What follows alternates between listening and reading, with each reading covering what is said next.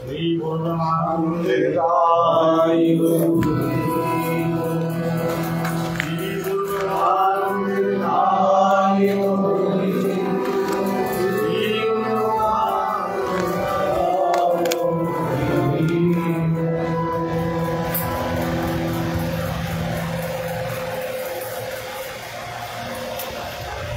व्यासाय विष्णुरूपाय व्यासरूपाय विष्णुं नमो वै ब्रह्मविद्वासिष्ठाय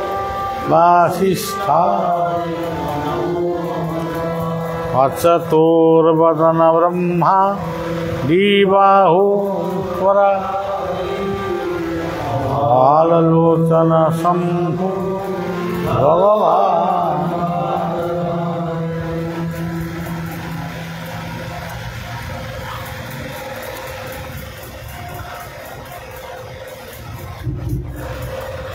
इष्टदेव प्रभु शिशु अनंत गुरुदेवं को व्यासदेवं को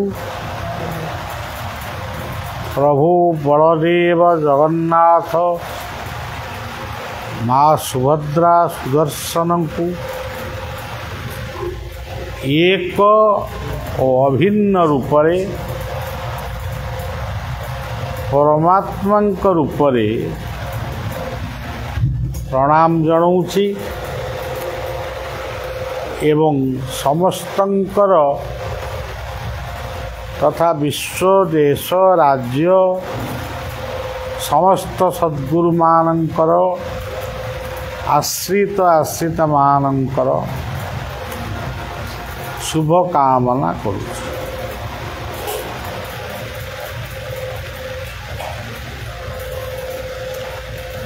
आमे आज संध्यारे आम वेदव्यास पीठर इस्पात नगरी राउरकेलार यही जो अनंत बलिया आश्रम एटी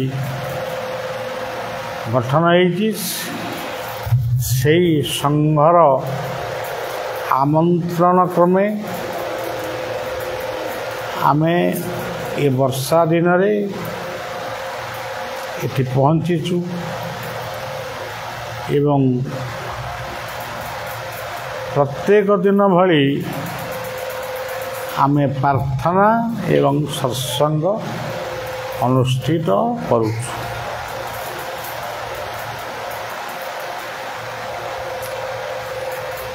आपण मानकु कौन कहवा से कथा तो बहुत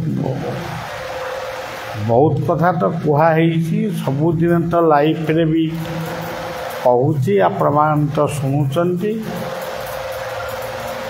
आजिर दुनिया रे प्रवचन बहुत चली मठ मंदिर आश्रम मस्जिद चर्च गुरुद्वार वर्तमान बहुल भाव रे तैयारी चली एवं ता सहित अनेक नाम रे आमे भगवान कर भजन कीर्तन मध्य करूँ किंतु कर्म ज्ञान आउ भक्ति ये तीनोटी कथा आज व्यतिक्रम ही जहाँ भागवत रे कहिचंती भो देव कर्म पादे सेव कर्म ठू नाही अन्य देव। पिलाटी जेतबेले जन्म हुए से सांगे सांगे हाथ गोड़ हलाए हाथ गोड़ बाड़े माने बाड़े हुए एवं चित्कार करी कांदे सी थिला तार प्रथम कर्म से कर्म बल से धीरे धीरे कथा कहला चलला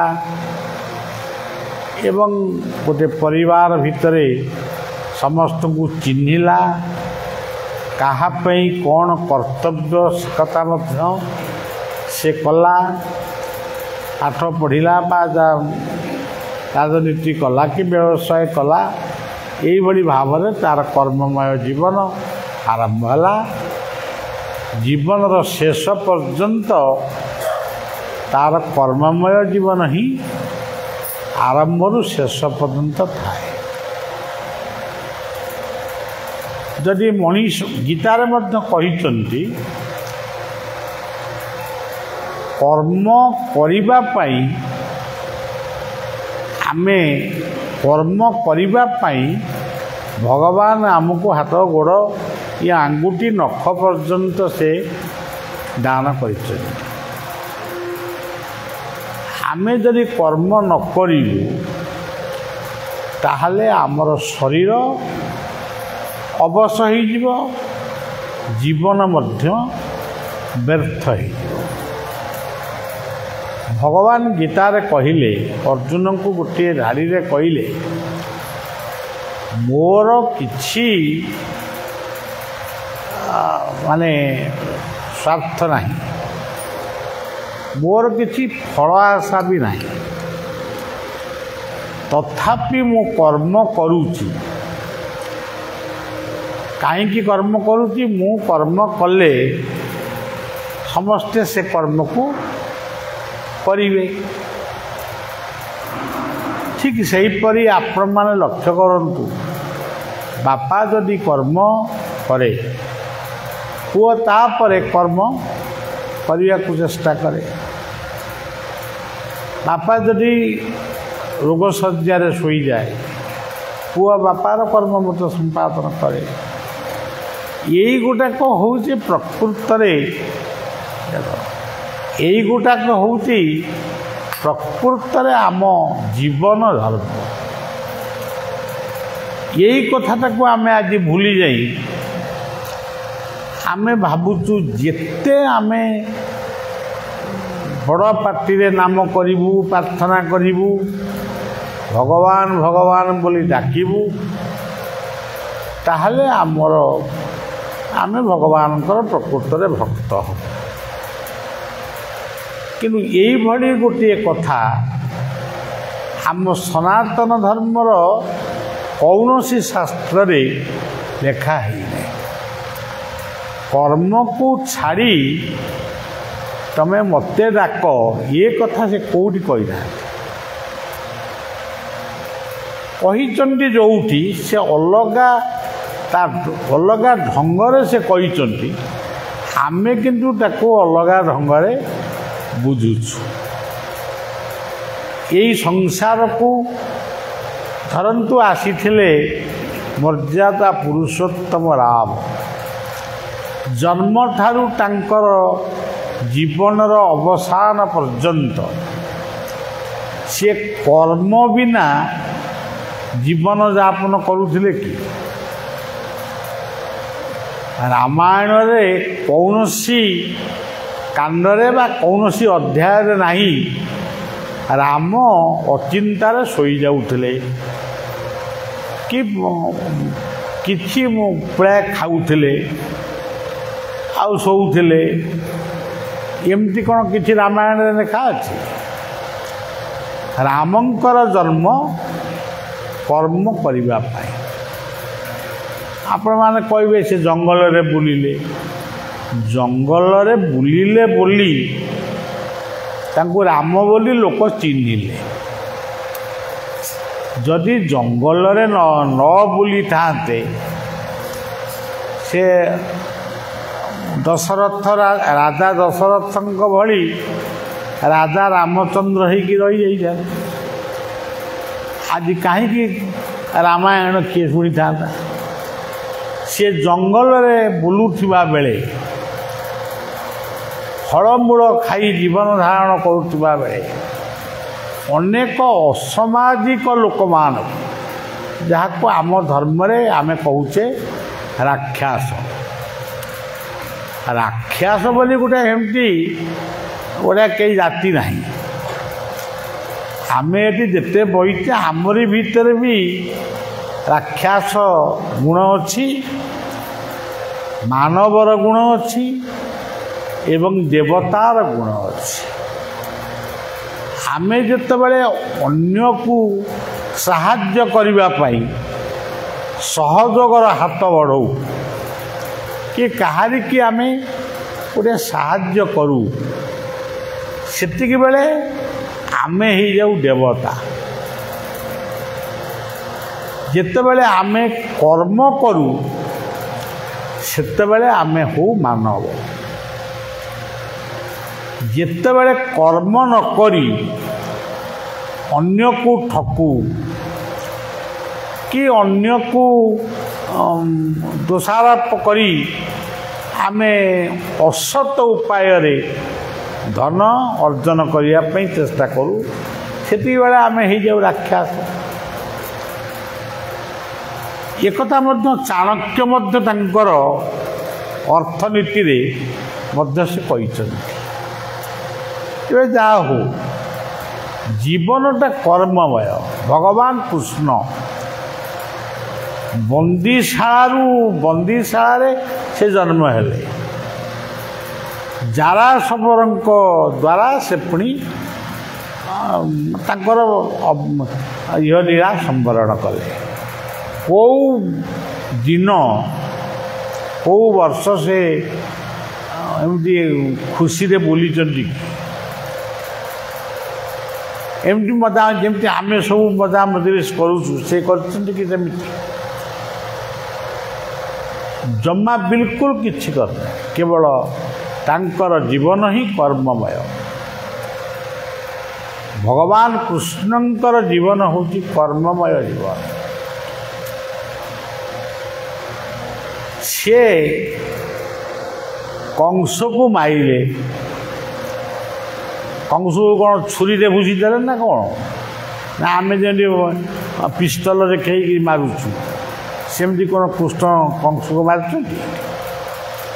ସେମିତି କିଛି ପ୍ରମାଣ ଅଛି? କଂସ ଏବେ କୃଷ୍ଣ ବଳରାମଙ୍କୁ ଦେଖିକିରି ଛାନିଆ ହେଇକିରି ମୂର୍ଚ୍ଛା ଯାଇକି ପଡ଼ିଗଲା। ମୂର୍ଚ୍ଛା ହଉ ତାପରେ ତା ହୃଦଘାତ ଦେଲା, ସେ ମରିଗଲା। ତାକୁ ଗୋଟେ ଦୋଷାରୋପ କଲେ ଯେ କଂସକୁ କୃଷ୍ଣ ବଦ୍ଧ କଲେ। ପ୍ରକୃତରେ ଭଗବାନ ବା ଅବତାର ପୁରୁଷମାନେ କାହାରିକି ବଦ୍ଧ କରିନାହାନ୍ତି। ଏତେ ବଡ଼ ମହାଭାରତ ଯୁଦ୍ଧରେ ଆଜି ଆମର ହିନ୍ଦୁମାନଙ୍କୁ ବା ସନାତନ ହିନ୍ଦୁମାନଙ୍କୁ ଅନେକ ଅଙ୍ଗୁଳି ନିର୍ଦ୍ଦେଶ କରନ୍ତି। ମହାଭାରତ ଯୁଦ୍ଧରେ ଭଗବାନ କୃଷ୍ଣ ଏମିତି ଗୁଡ଼ାଏ ଲୋକଙ୍କୁ ମାନେ ସୈନ୍ୟମାନଙ୍କୁ ମାଇଲେ। କେଉଁଠି କାହାକୁ ମାଇଲେ? ଦୋଷ କାଳେ ଇଏ ଲୋକ ଦେବେ ସେ କଥା ସେ ଆଗରୁ ଜାଣିଛନ୍ତି, ମୋତେ ଦୋଷ ଦେବେ। ଅର୍ଜୁନଙ୍କ ମୁଣ୍ଡରେ ଗୋଟେ ଭ୍ରମ ସୃଷ୍ଟି କଲେ। ସିଏ ଯୁଦ୍ଧ କରିବେ ନାହିଁ ବୋଲି ପ୍ରତିଜ୍ଞା ମାନେ ଧନୁ ତ୍ୟାଗ କଲେ।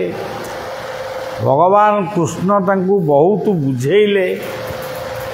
ବୁଝେଇ ସାରିବା ପରେ ଗୋଟିଏ ବିଶ୍ୱରୂପକୁ ସେ ଅନୁଭବ କଲେ ଯେ ଯେଉଁଗୁଡ଼ିକ ମହାଭାରତ ଯୁଦ୍ଧ କ୍ଷେତ୍ରରେ ଯୁଦ୍ଧ କରିବା ପାଇଁ କୌରବ ଓ ପାଣ୍ଡବ ସମସ୍ତେ ଅଛନ୍ତି, ସେଗୁଡ଼ିକ ସବୁ ତାଙ୍କ ଗର୍ଭ ଭିତରକୁ ନଈ ସମୁଦ୍ରରେ ମିଶିଲା ଭଳି ପ୍ରତ୍ୟେକ ଯୋଦ୍ଧା ମହାଯୋଦ୍ଧା ରଥୀ ଅଧିରଥୀ ମହାରଥୀ ସମସ୍ତେ ତାଙ୍କ ଗର୍ଭ ଭିତରକୁ ଯାଉଛନ୍ତି। ତେଣୁ ସେ ମାଇଲେ କା ସେ ଗୀତାରେ ମଧ୍ୟ କହିଲେ ହତ୍ୱା ବା ପ୍ରାପ୍ସ୍ୟସି ସ୍ୱର୍ଗମ୍ ଜିତ୍ୱା ବା ଭକ୍ଷ୍ୟସେ ମହି। ମଲେ ସ୍ୱର୍ଗକୁ ଯାଅ, ବଞ୍ଚିଲେ ବି ତମେ ଜୀବନରେ ଏ ମର୍ତ୍ତ୍ୟକୁ ଭୋଗ କର। ସେ କାହାକୁ ମାରିନାହାନ୍ତି। ତାର ଗୋଟେ ଉପାଖ୍ୟାନ ମଧ୍ୟ से महाभारत रे अच्छी बेलाल सेनर मुंडटी से जाऊ बेलाल सेन बोली गोटे योद्धा को से साक्षी रखी महाभारत युद्ध पर समस्त कहले भीम कहले मुझे माइली से कहला मुझे माइली से कहला से बेलाल सेन को पचरा गला जे प्रकृत में किए केते मारी कहते यहाँ केते दूर सत्य सी किंतु कहला मु देखी गोटे चक्र समस्त को मारा कई क्या मार तेणु ये आम शास्त्र जहाँ लेखा अच्छी आमे ताकू ठीक भाव बुझीनु ठीक भाव आमे चिंता करिनु आमे केवल गप गपुचु से भगवान कृष्ण बंशी बजेले आम राउरकेला कौन बंशी बजेला वाला ना कृष्ण को बंशी स्वन शुणिक गोपी मैंने आइले से कौन केमितिया बंशी थिला कि गोपी मैंने आड़क दौड़िक आइले से सब किसी नुहे से हूँ मोहन बंशी जी समस्त को आकर्षित करें कथारे बा कामरे से होउचंती मोहन बंशी अपन देखिए ये पृथ्वी रे एबे भी अनेक मोहन बंशी बजेला भली त्यागी अवतार पुरुष माने अछन तांको कथा लोक उदाहरण दौचन से केबे तू मरीगले तांको कथा कि अमर पुरुष भली तांको वर्णना करुछन आ द्वापर जुगरे कृष्ण केवल मोहन बंशी बजेले से जमुना कूल पुणी बजेले आमर भी ये मोहन बंशी कौन राउरकेला बाजुनी आमर ये शंख कोइली ब्राह्मी नदी ये मोहन बंशी बाजुची बोली गोटा एत बड़ इस्पात नगरी गढ़ी उठी लक्ष लक्ष लोक ये काम करी परिवार बंचौंती जीवन को बंचौंती यही गुटाक हूँ मोहन बंशी तेणु से भागवत कहले भो देव कर्म पादे सेव कर्म ठू ना अन्न कर्म सरीगला संध्यारे आम इष्ट दर्शन कले गुरु दर्शन कले कि राम नाम कले कि कृष्ण नाम कले आ कर्म को छाड़ी देकरी आमे केवल धर्म छड़ा हवा व्यतीत अन्य किसी नहीं से भली जोग कर्म सुकौशलम गीता कहले जो कर्मटा तमें करुच मन करा जाऊ तमें रांधुच जोटा को भी तमें रांधिब सेटा केमिति रंधा जाए से प्रणालीटा को मत जानिबा दरकार से प्रणाली रे आमे रांधिले आमर रोसईटी भल हम लोक खाई खुशी हे से गोटिक हूँ ज्ञान जड़े व्यवसायी से व्यवसाय करुच्ची जड़े राजनीतिज्ञ राजनीति करुच्ची कि जड़े चाषी चाष करुच्ची ताकू जदि से कथाटा ठीक भाव से जानी माने बुझीनी मु जो व्यवसायटी करुच्ची ताकू केमिति भाव मु करी लाभवान हेबी कि मो परिवार को पोषिबी बा देश को देशपाई किसी करी तेणु यही कथा गुड़िक आज प्रकृत में भूल हो जाइए आम केवल भूल कर पृथ्वी समस्त ये कथाटी भूल हो आज आपण मैंने देखिए आम तो ये गोटे छोट सभार आम बसीचे आज पृथ्वी रे अनेक जगार युद्ध लगी सी युद्ध रे कौन आपण शुणुं युद्ध लगी लक्ष लक्ष लोक मले किंतु नेता माने कहते मु परमाणु फुटेबी तुम कौन नेता होइथिलो तुमको कौन दायित्व दिया होइथिला परमाणु बोमा तैयारी करी विश्वटा को ध्वंस करिया से अमेरिका हो रशिया हो जी तेणु आज शांति रे बंचिबा पाई मनीष चाहूनी से अशांति की आमंत्रण करुच्ची तुम आस पाक मुझे शांति भांति किसी चाहे आम जीवन ठारू आम देश विश्व पर्यंत आप देखिए मु तो बसिक सब शुणुची भावे मुझे कहूँ बोली नुहे मुझे भावे येटा को सोधिला सेटा को सोधिला ये सोधासोधी कौन सेवा करने जदि तुम आसीच सेवा कर आकु सोधिली सी ताकू सोधिला एमती बर्तमान गोटे राजनीति एमती चली एवं विश्व यही स्तर तेणु गीतार 16 अध्यायटी जदि तार व्याख्याटी जदि पृथ्वी में पहुँचे दिज्व कई पहुँचे दिंता से निजे ही जानता मु देवता ना राक्षस मु जहाँ करुच्ची भूल ना ठीक गीतार 16 अध्याय तेणु से गीता तो बही देखी न पढ़ किए से जी कह तो निजे जान न वर्तमान यही कथा तेरे तीनोटी कथा आम जीवन रे निहाती दरकार आपण मैंने ये संध्यारे बसी कौन कौन पर बसी भक्ति को लेकर आप बसी बिलेई सब बड़े मनीष देहरे घसी है बाघ किंतु मनीष को देखिले खाइबापी गोड़ाए तेणु भक्तिटा हूँ बिराड़ी गोटे बिलेई गोटे छेली छुआटे देखिए आपन देखिए विश्व जिते प्राणी अच्छा गृहपालित पशु छेली हूँ सबुठारु स्नेहिक प्राणी से सबुबले मनीष ठारू से भल पाइबा चाहे किंतु मनीष ताको भल पाइब कौन ताकू केमिटी काटिब से व्यस्त आपन देखिए आज रास्ता घाट रे आज गाई गोरु माने जो बड़ी शोचती कि कौन कागज फागज चोबौन तार कारण कौन आज मनीष पणिया हजि जाइए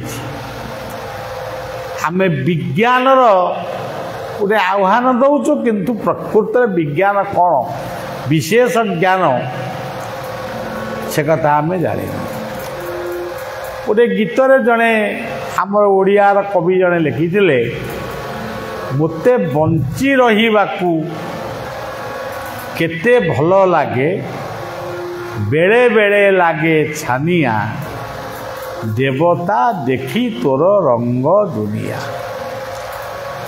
आउ गोटे भल पद ये बालेश्वर कवि तुमरी तियारी माटीर मणि बुके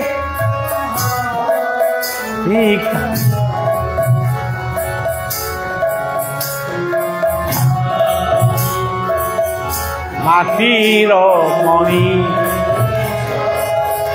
बुके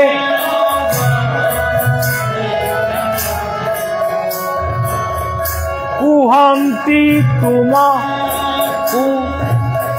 कबीर कल्प कुहंती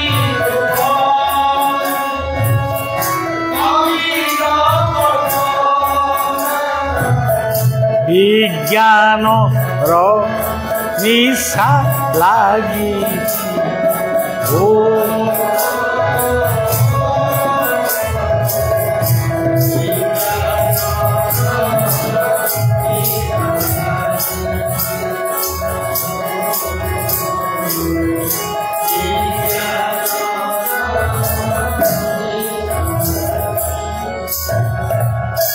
ଅହଙ୍କାର ଆଜି ସବୁଠି ସିଂହ ଭଳିଆ ଗୋଡ଼େଇଛି। ଅହଙ୍କାର। ତେଣୁ ବହୁତ ମାନେ ମୁଁ ଗପ କହିବା ପାଇଁ ମୋତେ ଭଲ ଲାଗେନି। ଆପଣମାନେ ଜାଣିଛନ୍ତି ମୁଁ ବାସ୍ତବତାକୁ ଭଲ ପାଏ।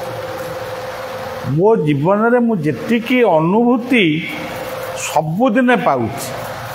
ମୁଁ ତ ଗୋଟେ ଦିନରେ ମୁଁ ଫୋନ୍ ବେଶୀ ଧରେନି। ମୁଁ ତ ଫୋନ୍ ଲଗେଇ ଆସେ ନା କାରଣ ତାକୁ ବନ୍ଦ କରିବି ଆସେ।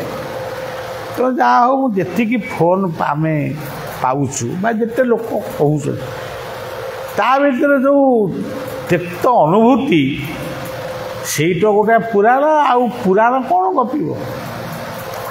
ମଣିଷ ଜୀବନଟାକୁ ଯଦି ଜଣେ ଲକ୍ଷ୍ୟ କରିବ, ଗୋଟେ ପରିବାରକୁ ଯଦି ସେ ଦିନ ରାତି ତାର ଆଦର୍ଶଟାକୁ ସେ ଦେଖିବ, ସେଇଠି ଦେଖିବ ଗୋଟେ ଜୀବନ ରାମାୟଣ, ସେଇଠି ଜୀବନ ମହାଭାରତ ବି ସେଇଠି। ଏବେ ଏଇ 3-4 ଦିନ ତଳର କଥା, ଏଇ କଥାଟା କହିଲେ ମଧ୍ୟ ସେ କଥାଟା ସେଠି ବି ସେ ପିଲାଟି ଶୁଣୁଥିବ। ଗୋଟିଏ ପିଲାକୁ, ଏଇଟା ଗୋଟେ ହାଇଦ୍ରାବାଦର କଥା, ଗୋଟିଏ ପିଲାକୁ ଆଉ ଗୋଟିଏ ଧର୍ମର ଲୋକ ତାକୁ ବୁଝେଇ ଦେଇକି 4-5 ଜଣ ଘେରିକିରି ତାକୁ ବୁଝେଇ ଦେଇଛନ୍ତି, ତମ ଧର୍ମଟା ଏଇ ଯେ ଗୋଟାଏ ଦେଶ ଭାରତ, କିନ୍ତୁ ଆମ ଧର୍ମଟା ପୃଥିବୀର ବହୁ ଦେଶରେ। ତମେ କାହିଁ ସେ ଧର୍ମରେ ରହିଛ? ତମେ ଆସ ଆମ ଧର୍ମ ଗ୍ରହଣ କର। ସେ ତାର ଲୁଚି ଲୁଚିକି ତାଙ୍କରି ଶାସ୍ତ୍ର ପଢ଼ୁଛି। ଆଉ ପିଲା ଲୋକ ସରଳମତି, କିଛି ଜାଣିନି, ତାକୁ ଏମିତି ବୁଝେଇ ଦିଆହେଇଛି। ତା ମା ଦେଖିଲା ଇଏ କ'ଣ, ଏଇଟା ଆମର ଗୀତା ନ ପଢ଼ି ଏଗୁଡ଼ା କ'ଣ ପଢ଼ୁଛ? ଏ ତ ଆମ କଥା ନୁହଁ।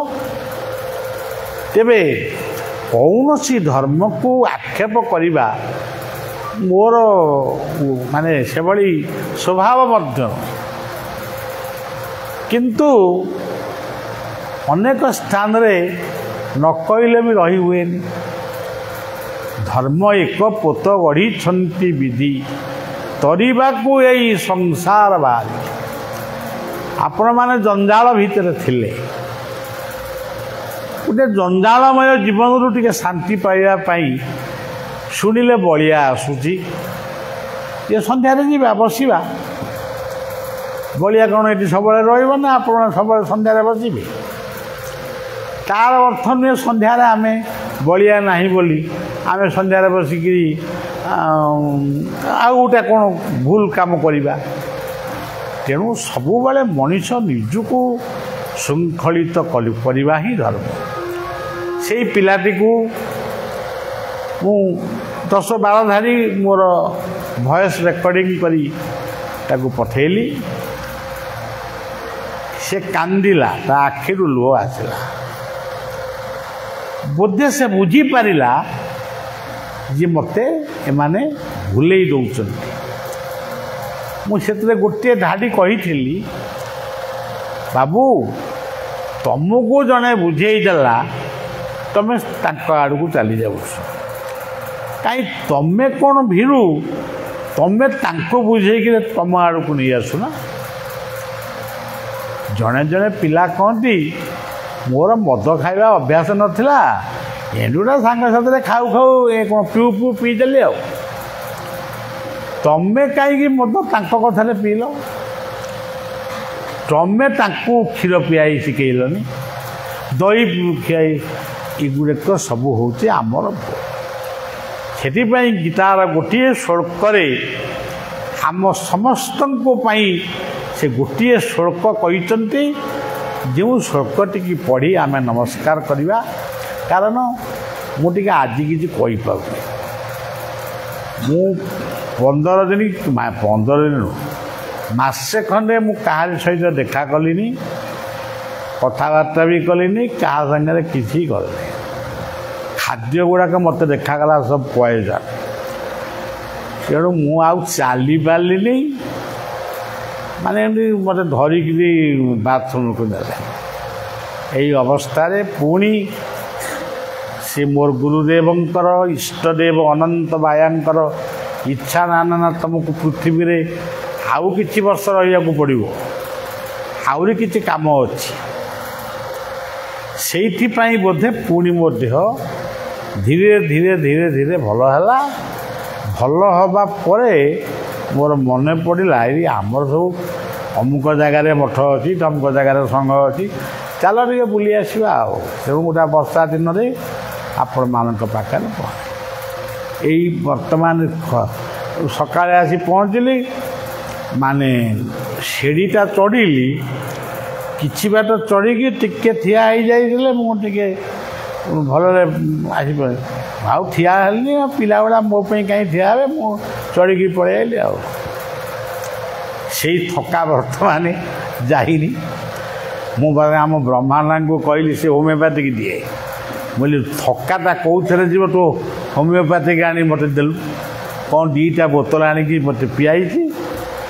ଆଉ ଯାହା ହଉ ଆପଣମାନେ ସବୁ ଆସିଲେ, କିନ୍ତୁ ମୁଁ ତ କାଲି ତ ଅଛି ଆପଣମାନଙ୍କ ପାଖରେ। ଟିକେ ମୁଁ ଏତିକି ଖାଲି କହୁଛି, ଟିକେ ହିନ୍ଦୀରେ କାଲି କହିବି, କାରଣ ଆମର ଆଉ ଆମ ସଂସ୍ଥାଟା ଗୋଟେ ଓଡ଼ିଶା ଭିତରେ ଆଉ ସୀମିତ ନାହିଁ। ଆମେ କ'ଣ କହୁଛୁ ସେଇଟା ବହୁତ ଜାଗାରେ ବାଜିଛି।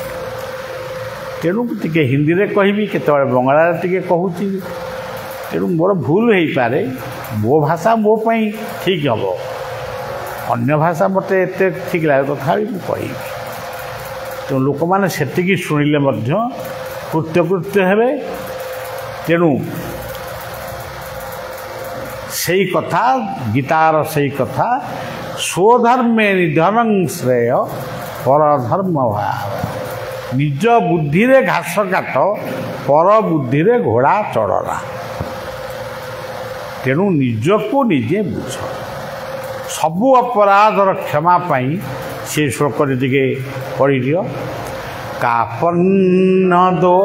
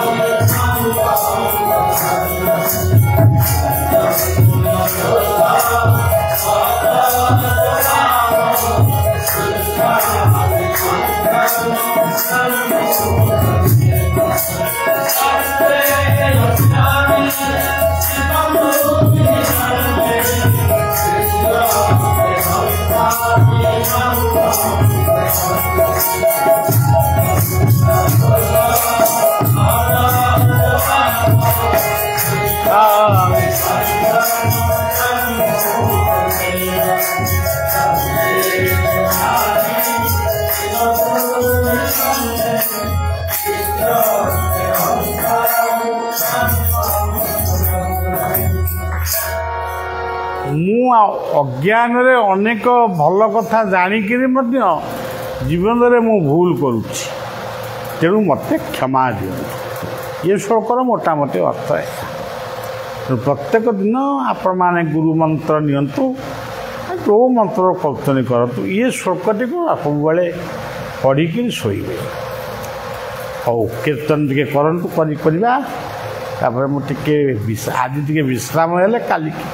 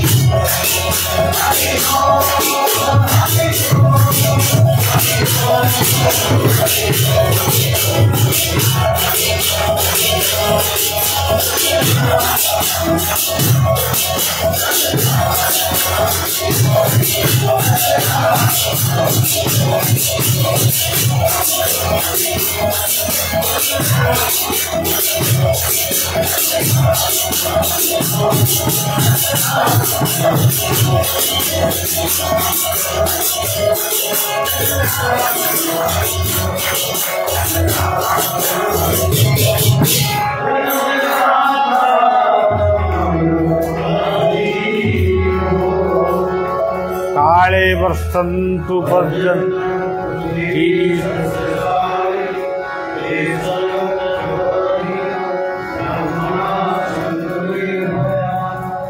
ओम शांति